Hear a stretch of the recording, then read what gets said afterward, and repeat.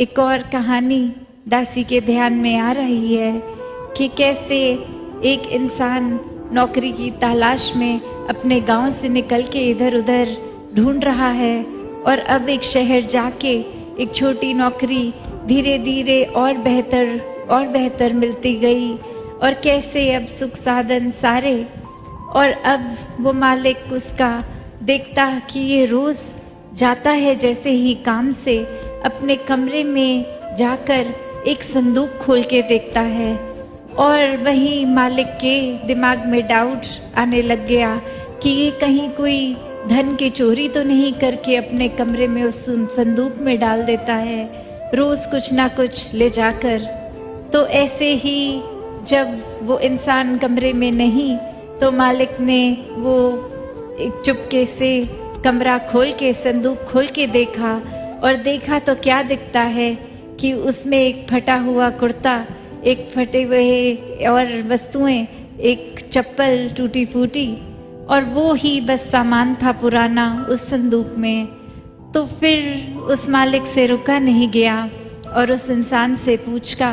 कि ये तो सामान फेंकने का है, उसको कब से रख के भी बैठे हो और ये क्यों संभाला है, रोज ये क्यों जाके देखते हो। तो बात वही वो इंसान कहता है कि मैं कहाँ से शुरुआत मेरी थी, क्या हाल था, क्या औकात थी, वो खुद को याद दिलाता हूँ कि आज अगर इतनी सुख सुविधाएं हैं तो भी एक समय पे क्या था। तो वही शुक्राने का भाव कि चाहे ये जो भी जीवन में एक हम जिसको अपग्रेड कह सकते हैं वो है, तो भी एक अपनी हकीकत याद रखते हुए एक जितना ज़्यादा इस ज़मीन से जैसे घास जुड़ी रहती है वो फिर कुछ भी तूफान आए वो नहीं हिलती, उसका नुकसान नहीं होता। वहीं अकड़े हुए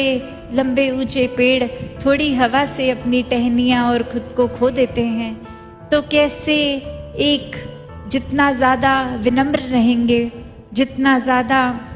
अपने अहंकार को खोएंगे, उतना ज़्यादा ही ये परमात्मा को मन में बसा पाएंगे और फिर ये कोई चतुर चालाकियाँ भक्ति में तो काम नहीं आती। सिर्फ और सिर्फ प्रेम प्यार ही है। ये भक्ति कोई सौदेबाजी नहीं है,